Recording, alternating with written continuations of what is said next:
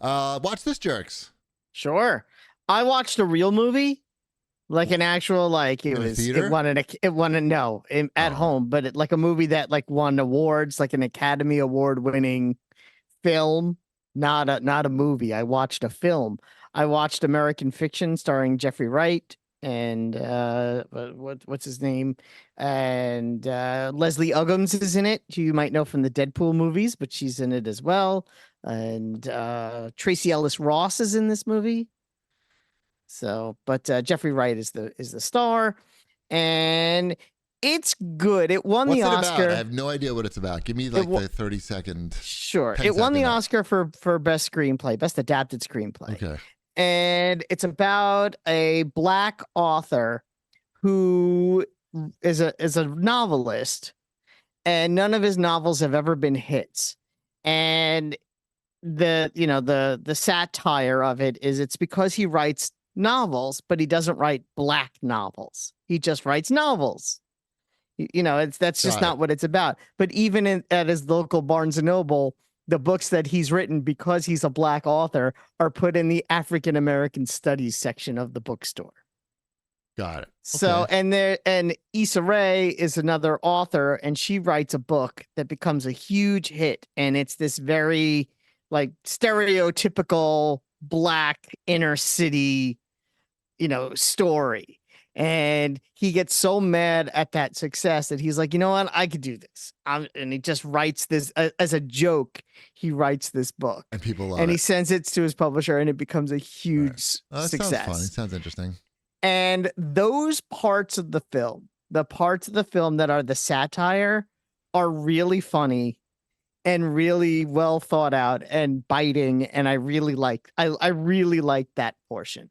And then there's this other part of the movie, this other half of the movie, basically, where there's this sort of family melodrama stuff going on. And I don't think the family melodrama works as well as the biting satire of race in the publishing industry and entertainment. So I think the two things don't sort of are butting heads with each other. I mean, it's a very good movie. Don't get me wrong. It deserves the accolades it got. One part was better than the other. But one part was better than the other. That's cool. So, I should watch a real movie. I did. I watched a real movie. I should do it. You should. Yeah, it's on. I watch it on. And I have MGM Plus now, so I watch it on MGM Plus. Wait, what is that? What is that? MGM Plus? This is MGM Plus. It's another streaming service. Rocky, right? Mm-hmm. There's a lot of good stuff on there. I had to change my cable lineup, and now I don't have a landline anymore, but I have MGM Plus, and I pay the same amount of money. So I'm like, that works for me. Like I've so never used Godfather, but you can't call 911. Yeah, exactly. So I'm like, I haven't used the landline in like 4 years. Yeah, so I don't have one. Exactly. So I'm like, they're like, well, you could do this and you'll pay less, but you'll lose your landline. And I'm like, ooh, let me think about that for a sec. But you can watch Rocky 5. Mm-hmm. So I have MGM Plus now and Stars. Those are the two new things I have on there. Mm-hmm. Yes, there is good stuff on those. Like on MGM Plus, I also watched the 4-hour Paul Simon documentary. I've heard about that because they advertised on Howard Stern. Ah, there you go. Yeah, because he was on it, right? Yeah. Talking about it. It's good. I mean, there's nothing, you don't really learn that much, that's new. I mean, I don't think I ever realized that he went to law school. Sounds like something Paul Simon would do. Yeah, I'm like, it's like, oh, all right. Yeah, you're like, oh, okay, that makes sense. Yeah, sure. And that he lived in London for 2 years before he had a hit single. And yeah, exactly. I'm sure he hates Art Garfunkel now. Yeah, I mean, yeah. Mm-hmm. Yeah, who doesn't? He's definitely has a very large ego and no, I doubt that. I actually highly doubt that. Probably tiny. Right. His interview with Stern was good if you just want a shortened version. If you don't want to watch a 4-hour version. And he's an 82-year-old man now. Yep. And, there you go. Paul Simon. The Stern interview was pretty cool because he had his guitar with him. And so they would talk about stuff and like guitar techniques that he uses and things like that. And he would just go in and do it right on the spot, which is like Yeah, Yeah, kind of there's no denying he's a very talented man. yeah. I'm just saying, like, if you just want a quick bite and you pay for Howard Stern, I guess. I don't know. Yeah. Anyway, what else? Well, who watched this? I didn't watch that. I watched this. New Dune or old Dune? No, the Dune 1 of the new Dune. Right. So I watched that on the plane. That's how the director intended. Yeah, that's what I figured. Yeah. I was like, I've heard really good things about the cinematography in this and the visuals. Let's see this at 9 inches of glory here. And cropped by Delta. Delta really has their finger on the pulse of really the filmmaking community, so they know really where the edits should be made. It didn't tell me that it was cropped. I don't know. Maybe that's to tell you if it's cropped, right? That's the law. It is the law. Yes, they can lose their FDA license. I don't know. This film has been modified for something. Yeah. Mm-hmm. So, have either of you seen New Dune? I have the first one. New Dune. Yes. Okay. I have not seen New Dune. I did not like it actually. I'm like the only person You appreciated it though, right? Like you're watching the whole time. You're like, man, this is some really good backstory. And then it like ends and you're like, wow, that was 2.5 hours of backstory. Right. And I learned that swords are good and guns are bad. Don't do anything. That's what I learned. And there's some right. Like dust. it's 2.5 hours of world building. Yes. Right. It's like, oh, this is how force fields work. They turn red when it's getting bad. Right. But the people who read the books love that because they already know everything and they just want to see it. Sure. Like I didn't dislike watching it. No. It's just nothing much happens in the 2.5 hours. I was a little mad when it ended and nothing really. Right. It's like, oh, okay. And I'm supposed to watch the next one, I guess. Right. To we're find in the out. Sand now, and now we're going to end the movie. Right. They have. So Wombat, you've heard of like firepower, right? Have you heard of firepower? Have you heard of air power? Like in general? Yeah. Yeah. Like an Avatar, you mean? Yeah. Just like you're talking like about war. your various like your various like sources of power that you have for your troops and everything. Mm-hmm. This is about getting desert power. And they remind you by saying desert power like 5 or 6 times in this movie. I don't even remember that. And every time they say it, I laugh because the first time they said it, I'm like, all right, they just didn't know what like to really put in here line wise of like, hey, we need to go get these desert people on our side. But then when they just keep on like, what's the context? Saying they have to get desert power. Like, what does that mean? It means they have to get the Freemans or whatever, the desert people to fight with them, and maybe they have extra powers. I don't know. I don't remember that. I mean, it didn't explain it in this movie. Is that because they have the spice? Maybe, but no trees, but a lot of spice. Lots of spice. No but, food. But and then like the big climax there's no climax right at the movie, but like the end, it's like, yes, we need the desert power. They realized it, right? And it's convenient too because they're in the desert. Correct. So they don't have to go anywhere. Right, it's right there. I assume there was only desert. I thought Dune was just desert. Yeah, I think so. Spaceships and deserts. Spaceships on this desert planet. That's why it's called. That's why it's called Dune. I'm definitely gonna watch the second one. And I am too. Like I'm not saying I didn't enjoy it. It's just not a lot happened. But it was enjoyable to watch. What did you feel about the whole, like the guns don't work, but you can stab people because. Well, I mean, Paul, the main character, is supposed to be Jesus, right? Okay. Like they lay that on pretty thick. And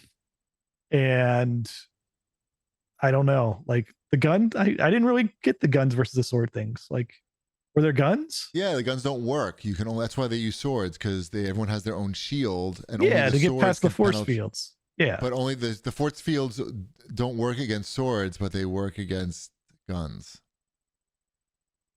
Yeah, they were made by Batman. Doesn't make. It was made by the sword industry. Mm-hmm. Yeah, obviously. Well, on the planet of Dune, the Second Amendment is the right to bear swords. Right. And to be killed by a sword. And by you, and to you have kill, the right yeah. to die Mhm. by a sword. They by just have a different constitution, so they Uh-huh. have to abide by it. Well, I can't wait to check out the sequel. Mm-hmm. No, it's got to be coming out soon to HBO, right? Like how much Yeah, longer? it's got to Like- be. like, Yeah, like oh, in 2 weeks. In a month, Yeah, a month or two, yeah. maybe even less. Yeah. Yeah, Yep. soon. yeah, like real soon. it's the type of movie you can like see that they really put a lot of care into making it. Like they were really invested in. The actors all did a great job, but then they just had to say desert power.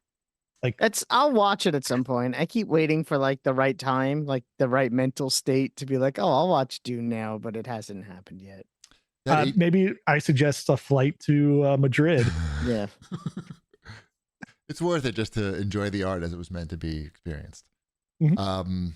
That TV series Raised by Wolves was really good. I mean, it's very Dune-esque actually in like its look and sci-fi. Show. I did not enjoy that show. It was weird. It was very weird. But once you got into it, it felt like substantial. It felt like it was telling you, making statements about religion and stuff.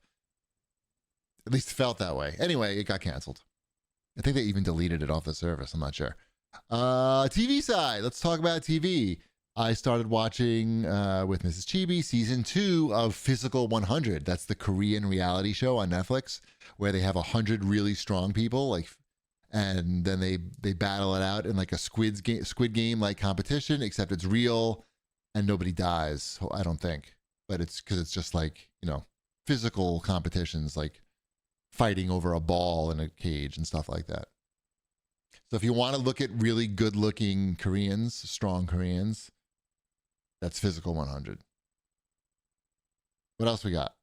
If you want to be depressed about the 90s, Yeah. I highly recommend watching Quiet on the Set on HBO Max, which I watched with my wife, which is a documentary about the 90s Nickelodeon shows and how horrible all the children were treated. What are some of the 90s Nickelodeon shows? Because it's the Dan Drake, Schneider.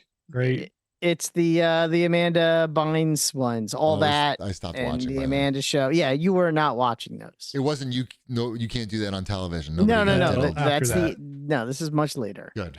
They're safe. These are all shows that were produced by. Did you watch Head of the Class? The sitcom Head of the Class, Howard Hessman. Yeah, and I a- remember and that. a- I wasn't a big fan of that, Okay. but I know Do you remember the fat guy, the fat kid in the class? Kinda. Okay. Well, there are two important people on that show. Uh-huh. There was the fat guy played by Dan Schneider, and there was the guy in the leather jacket played by Brian Robbins. What about Howard Hessman? Howard has been. We're going somewhere Okay. with this. Okay. Just follow my no, lead. he didn't like stick his finger where he shouldn't have, did he? Dan Schneider is the creator of all of these kind of shows. Okay. Apparently, he's a megalomaniacal, egotistical, just real son of a bitch. Okay. Treated the children horribly.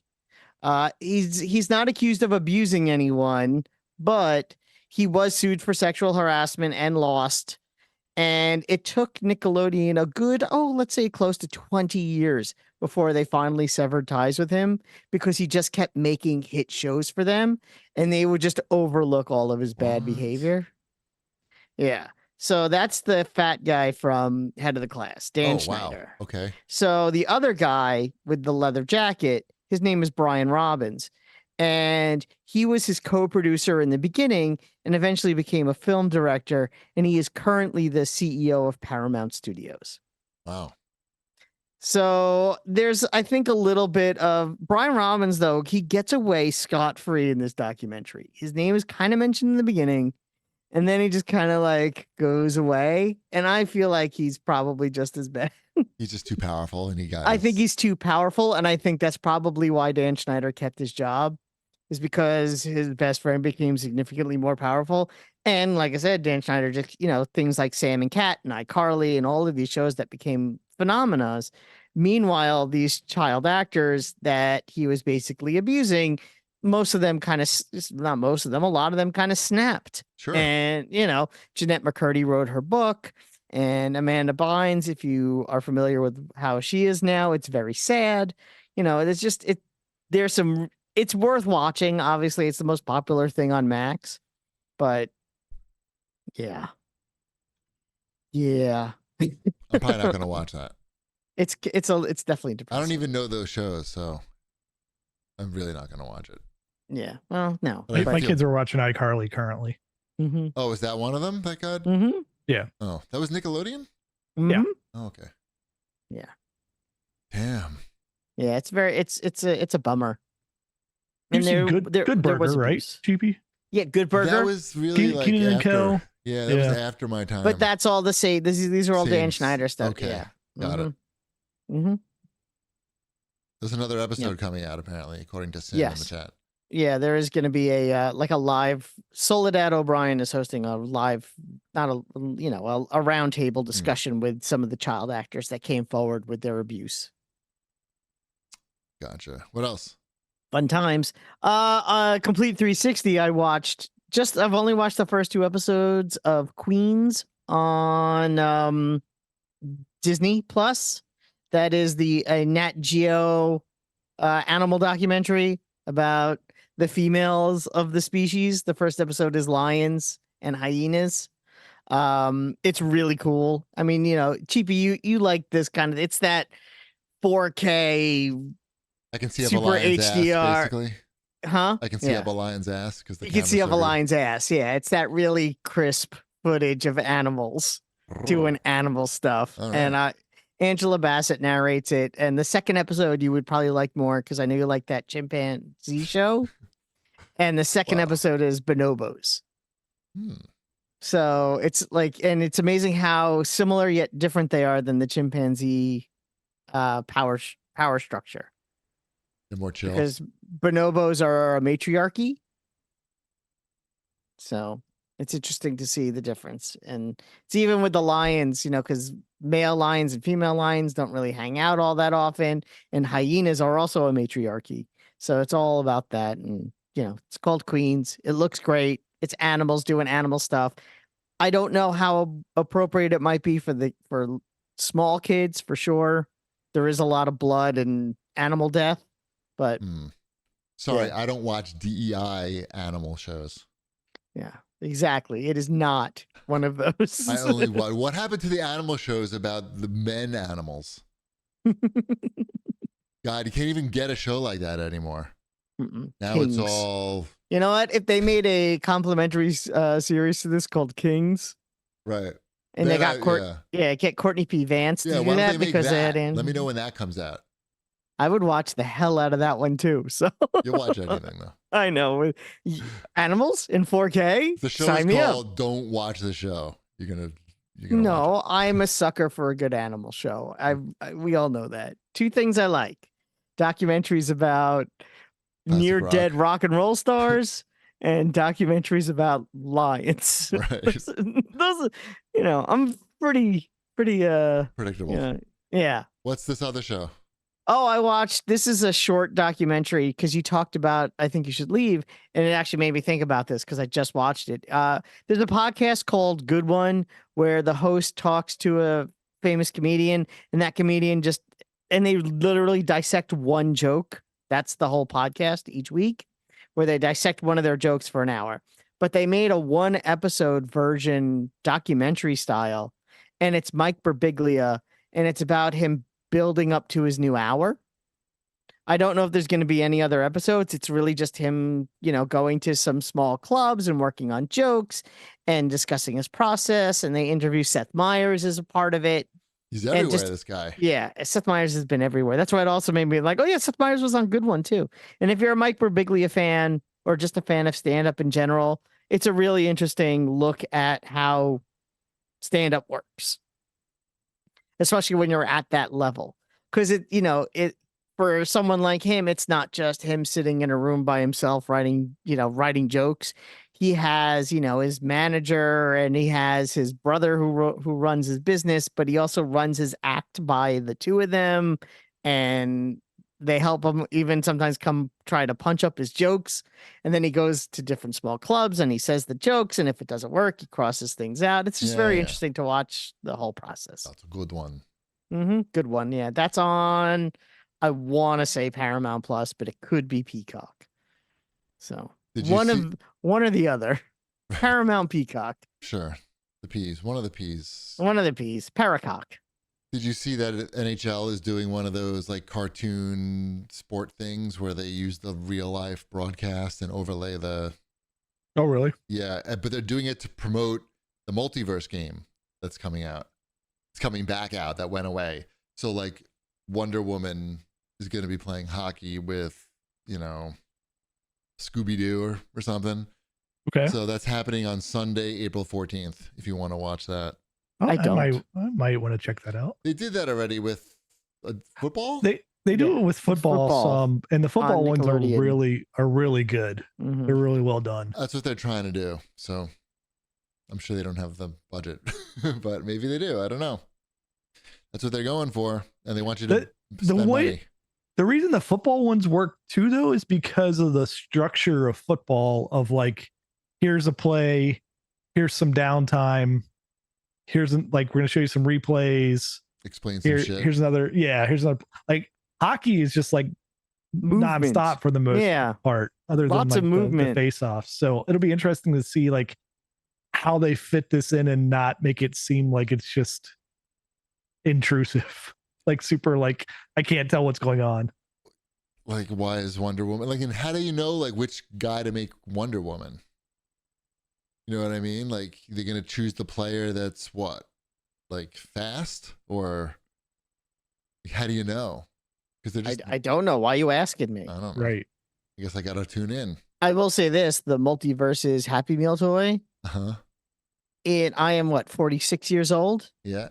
I have probably experienced somewhere in the range of 43, we'll say. Maybe that might be over 3 years old. 43 years of different Happy Meal toys in my life. That's a lot. The worst Happy Meal toy I've ever seen in my entire life. In terms of like just what it's made out of and The whole concept. I thought they were getting rid of Happy Meal toy. Wasn't there like a whole thing where they were gonna just be like cardboard and stuff now, like not actual this toys? might be the first one. It's a tin box with a picture of Bugs Bunny on one side and a picture of Wonder Woman on the other. And when you open, it's like almost like the size of like a card. And when you open it up, there are 6 puzzle pieces inside to make a jigsaw puzzle of Batman and Superman. This puzzle's great. 6 pieces. That's tough. Did you do it? I took me a while, but I got it done. You want to start with all the edge pieces first. I mean, to have lived in a world where Happy Meal toys were at some point sometimes pretty extravagant. This is I think the problem was they were filling up landfills full of these things, and they finally got to the point where they said, maybe we should like just make this trash out of stuff that's paper. Trash. Yeah. Right. The new toy is going to be like a carrot. There's a carrot. It's got Ronald McDonald carved into it. Depressing toys. I'm sorry. Mm-hmm.